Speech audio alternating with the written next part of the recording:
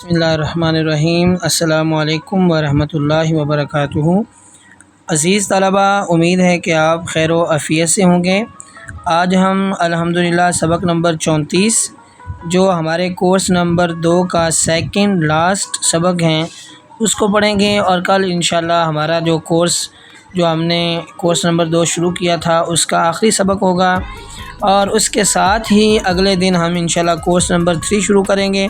اس میں ہم اردو املا اور انگلش ڈکٹیشن اور اس کے علاوہ شعر و شاعری ڈبل پینسل کے ساتھ کیسے لکھتے ہیں، جو بورڈ مارکر ہمارے پاس ہوتا ہے اس کے ساتھ کیسے لکھتے ہیں، یا آپ نے کوئی بھی چیز جو بڑے سائز میں لکھنی ہو اس کے لکھنے کے طریقہ کار جو ہے وہ کورس نمبر 3 میں سکھائے جائیں گے، اور بچے جو ہے وہ بڑے ذوق اور شوق سے سیکھتے رہیں۔ انشاءاللہ بہت جلد وہ ایک ماہر لکھنے والے بن جائیں گے۔ تو دیکھیں، آج کے سبق میں ہم نون کا جوڑ سیکھیں گے، جس میں نون کا جوڑ باقی اس کے خاندان کے ساتھ باقی حروف تہجی کے ساتھ ملانا ہے۔ تو کیسے ملانا ہے؟ تو سب سے پہلی چیز آپ نے اس کی گلائی کا دھیان کرنا ہے۔ دیکھیں، با اس طرح لکھیں گے، اس کے بعد تھوڑا سا نیچے کی طرف لا کے پھر آپ نے اس کا دائرہ شروع کرنا ہے۔ بچے جو ہے وہ کل بھی میں نے جو بتایا تھا، بچوں سے مسٹیک یہ ہوتی ہے کہ بچے نیچے کی طرف لانے کی بجائے کیا کرتے ہیں، وہ یہیں سے ہی اس کو یوں کر دیتے ہیں۔ یہ ان سے مسٹیک ہوتی ہے کہ وہ لفظ کو ڈیلے کر دیتے ہیں، آگے کر دیتے ہیں۔ یہ لفظ غلط ہے۔ دیکھیے، اب یہی لفظ اگر آپ نے لکھنا ہے تو آپ کیا کریں گے، اس کو یہ چیز نیچے لا کے پھر گلائی کی طرف آپ نے جانا ہے۔ اس میں گلائی زیادہ اہم ہے، اس کا آپ نے خاص دھیان رکھنا ہے۔ جیسے سین کی گلائی ہے، سین کا دائرہ ہے، صاد کا دائرہ ہے، اسی طرح نون کا دائرہ بھی اسی طرح ہوتا ہے۔ دیکھیں، تو اور نون میں آپ نے یہ چیز بنانے کے بعد تھوڑا سا نیچے آئیں گے اور یہاں آپ نے اس کا دائرہ کھینچنا ہے۔ اس کے بعد عین اور نون، عین کا میں نے آپ کو بتایا ہوا ہے، ایسے نقطہ لگا کے پیچھے کی طرف جانا ہے، پھر یہاں آپ نے اس کا دائرہ بنانا ہے۔ فا نون جیسے فن، یہ عزیز طلبہ جو ہم سیکھ رہے ہیں، آپ سوچتے ہوں گے کہ یہ ہم کیا پڑھ رہے ہیں، بن جن سن سن تن ان فن۔ عزیز طلبہ، ان کے شروع میں جب کوئی ورڈز لگے گا تو پھر یہ ان سے نیا لفظ بنے گا۔ جیسے ہم اس کے شروع میں صاد الف سا لگا دیں تو یہ بن جائے گا سا بن، اور اس کے شروع میں حالف ہا لگا دیں تو یہ بن جائے گا ہا جن، اس کے شروع میں کم لگا دیں تو کم سن۔ یہ ورڈز جو ہیں ان سے نئے نئے لفظ بنتے ہیں، تو میں نے آپ کو الگ الگ طریقے سے ان کو بتایا کہ کہیں جہاں پہ ان کا جوڑ لگانا ہے تو اس کی شیپ آپ نے اس طرح بنانی ہے۔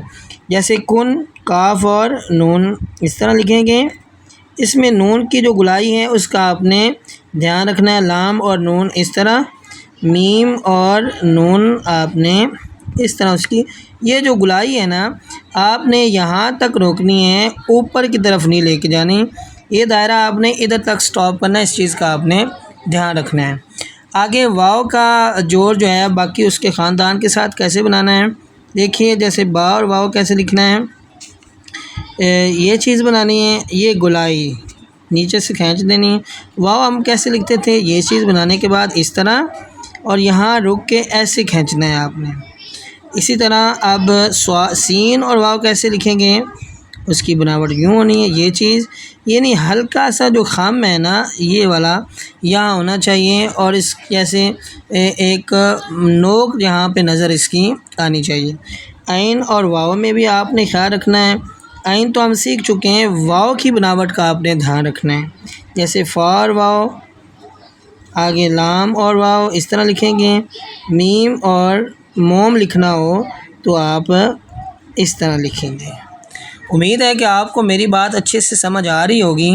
آج کا جو ہمارا شعر ہے وہ آپ صلی اللہ علیہ وآلہ وسلم کے حوالے سے ہے کہ بزم کونین پہلے سجائی گئی، بزم کونین پہلے سجائی گئی، پھر تیری ذات منظر پہ لائی گئی، سید الاولین سید الآخرین، سید الاولین سید الآخرین، تجھ سا کوئی نہیں، تجھ سا کوئی نہیں۔ اور اس کے ساتھ ہی مائی سیلف کا پارٹ 2 میں نے لکھا ہے، اسی طرح آپ نے خوش خط لکھنا ہے، اور یہ سارا کام ایک دفعہ پین کے ساتھ لکھیں، ایک دفعہ مارکر کے ساتھ لکھیں، اور مجھے آپ نے بھیجنا بالکل نہیں بھولنا۔ اللہ تعالی ہم سب کا حامی و ناصر ہو۔ شکریہ۔